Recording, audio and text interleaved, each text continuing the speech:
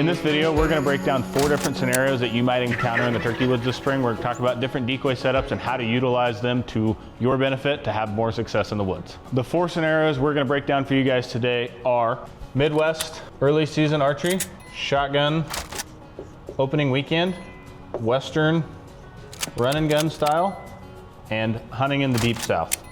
We're also going to break down, as the season goes on, some tips and tricks that you can utilize to make some small tweaks to these setups to have more success later in the season. All right, within each scenario, we're going to give 4 different points here: what you need, how to set it up, the game plan of how it's going to work, and any adjustments you might need to make. The first scenario we're going to talk about is Midwest early archery. This is a scenario that I have a ton of experience with. Living in the Midwest my whole life, this has been primarily the type of hunting that I've enjoyed the most, and there's a lot of variables that go into this, so stay tuned. We're gonna really hammer on this one. So the first thing is what you need.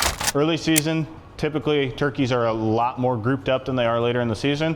They are working on their pecking order for the spring. They're still coming off of their winter flocks. So typically if you can find a group of turkeys, there's gonna be a lot of them in the group. So what I like to bring early season is as many decoys as I can possibly carry feasibly into the woods. What you'll need is lots of decoys. And how I like to set those decoys up, typically you're gonna be hunting agricultural fields. That's where the turkeys are gonna like to be. They're gonna be trying to get some sunshine and some food. So if this is your timber over here, let's say the birds are roosted here, and the circles are gonna be our turkeys. They're typically gonna fly out into these agricultural fields, and they're gonna kind of work down the field throughout the day. They'll work back into the trees at some point and usually circle back in from the backside to go roost. So if you're hunting them in the morning, a good spot to set up is typically gonna be on the field edge in the direction that they're gonna be traveling. So we would set up right here somewhere, for example. And like I mentioned, you're gonna want lots of decoys. So I'm gonna put all of my decoys out right in front of the blind. I'm gonna put them very close. Turkeys have a very small kill zone when it comes to shooting them with archery equipment. So I like to set my decoys between 7 and 10 yards away to really give myself the best chance at getting a really close shot on those birds. So if these are our decoys, we're gonna put them kind of stacked in front of the blind here. I like to use a lot of hen decoys and typically 1 or 2 Jake decoys. So either half strut Jake or a full strut Jake is what I would typically use in this situation. And most of the time, a tom is going to break off of that group and come try to fight that Jake decoy. So another tip is when you're setting up in a blind and you're setting a Jake decoy, you'll want to set that Jake decoy to be looking in your direction. The reason being is that a tom will always approach another tom from the front. So if you set it in front of your blind, that turkey is gonna circle between you and your decoy to attack your decoy, and it gives you a chance to draw while the turkey is completely focused on something else. That's kind of how to set it up. The game plan is that those birds are gonna fly down. They're gonna be jealous of all of your decoys over there that Jake has for himself, and they're gonna hopefully come fight it and give you a shot. Adjustments that you can make. Obviously, if you're hunting by yourself and you're carrying a blind and you're maybe walking in a long ways, you're not gonna be able to bring a ton of decoys. So cutting it down to just 1 Jake and 1 hen, or 1 Jake and 2 hens, you can make that adjustment if you need to for space. Another adjustment is you can hunt in the evenings. If those birds are super henned up in the mornings and maybe it's colder in the mornings, maybe they're not as fired up. Another scenario is you could set up over here on this end of the field a little bit closer to their roost. As they're coming back in the afternoons and evenings, they'll typically come back out on the edge of those fields to feed before they fly up into the trees. So that might be something to try too if you're struggling early season to get them killed with a bow. The next scenario that we're gonna talk about is opening weekend of shotgun season. A lot of states have a shotgun season that opens the 2nd week of April, give or take a couple days. And this is a tactic that has proven successful over that time period. This time of year, the turkeys are really breaking up a little bit. They're exploring new ranges, so there'll be turkeys in more places than there is earlier in the season, and it's a great opportunity to harvest one. What you'll need, less decoys than you did early season if you did any early archery hunting. Typically in shotgun season, I'm running 1 or 2 turkey decoys, and a shotgun is really all you need. You can hunt in a blind, that's definitely an option, but just propping yourself up against a tree with a couple decoys in front of you can definitely prove successful this time of year. So similar to our first example, in the Midwest here, we're gonna be hunting a lot of agricultural fields. So this is gonna be our tree line. My artwork is not great, but hopefully you get the idea. Those turkeys are gonna be flying out into these fields. They're gonna be kind of working across these fields as the day goes on, and you're trying to intercept them somewhere along the path. So almost exactly the same way that you would set up for early archery season, you're gonna set up somewhere here along the field edge. The only real difference is I'm gonna set my decoys a little bit farther away than what I would during archery season. I'm gonna set them more at that 20-yard range because I don't necessarily need them as close with a shotgun, and sometimes if they're too close with a shotgun, you have to worry about missing because your pattern's not very big. It also gives you a little bit more room for error as far as movement because those decoys are farther out from that tree line. They're maybe not paying as much attention to you, and you can have a little bit of room to work if you need to maybe adjust and slip down here. If you're set up a little bit farther back into the trees than what you were on the field edge, you can actually slip down, maybe make another setup as you see those birds if they're not working the same way. Shotgun season, at opening weekend, those birds still might not be completely fired up. You're still kind of dealing with toms that have a lot of hens with them, so be patient, stick it out, sit in one spot for as long as you can.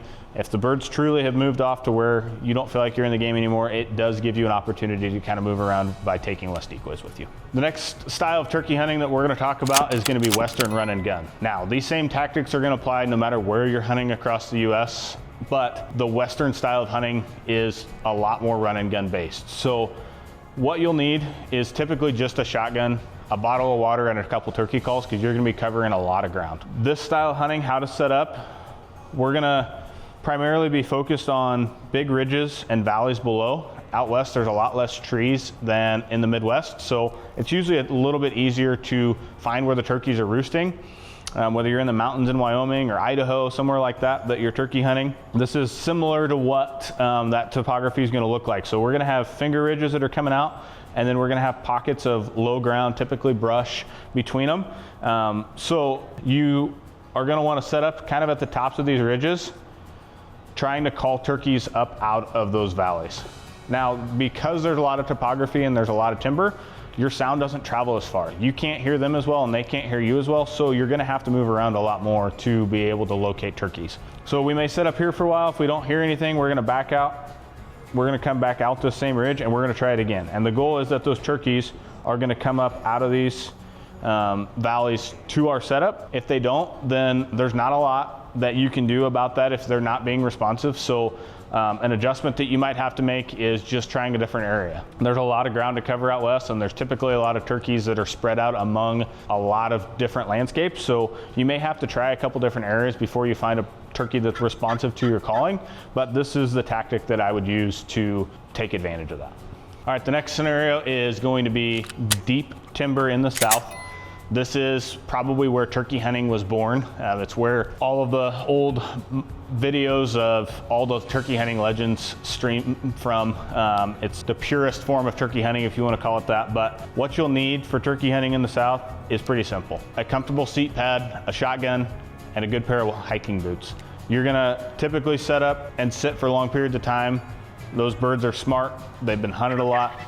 You'll have to be patient to kill a turkey in the south. So how to set up, depending on where you're at in the south, something typical is gonna be pockets of pines that you're gonna run into with maybe a clear cut in between them, something like that. Depending on what part of the country you're in, this is gonna be more prevalent, but a lot of those turkeys are gonna roost in those thick pine thickets, and then as they fly down, they're gonna make their way out to some of those logging roads or even public roads to have room to strut and do their spring ritual. If you are in an area that you are confident that there's turkeys in, you're gonna wanna set up on one of these roads and be patient, wait them out. There is some run and gun that can happen here depending on how much property that you have to work with.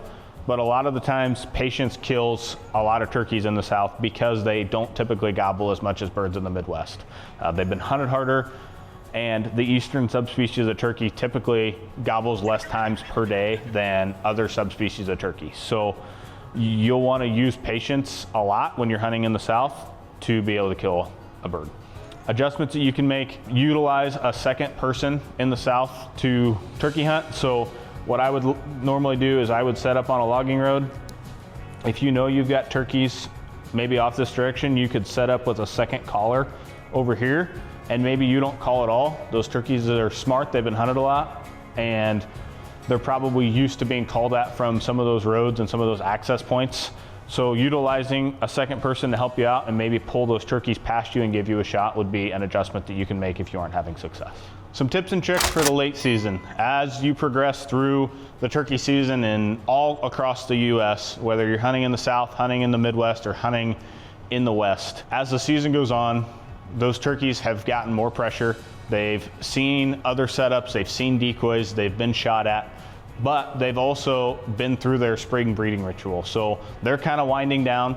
Our turkey season's kind of winding down. It's getting hotter, the days are getting longer, but there's still a lot to be had in the turkey woods. Some of the late season tactics that you're gonna wanna focus on are being patient. A lot of those turkeys might not fire up right off the limb in the morning, especially if they've been hunted all season, but mid-morning between 10 o'clock and 2 o'clock can be a great time to kill a turkey. Another one is using less decoys. So if you're in an area that you think has a lot of pressure, putting out less decoys or maybe no decoys at all can be a good tactic, because those turkeys will really have to come in looking for that sound.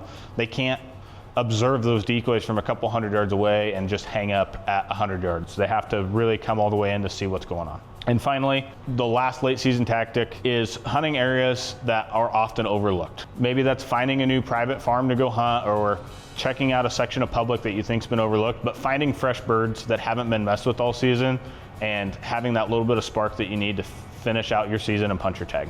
All right, guys, that's gonna wrap up our 4 different tactics for decoy strategies today. If you have specific questions or a scenario that you think we missed, make sure and drop a comment below and we'll try to answer them best we can. Otherwise, like and subscribe to the SCHEELS Outdoors channel so that we can get you more content like this.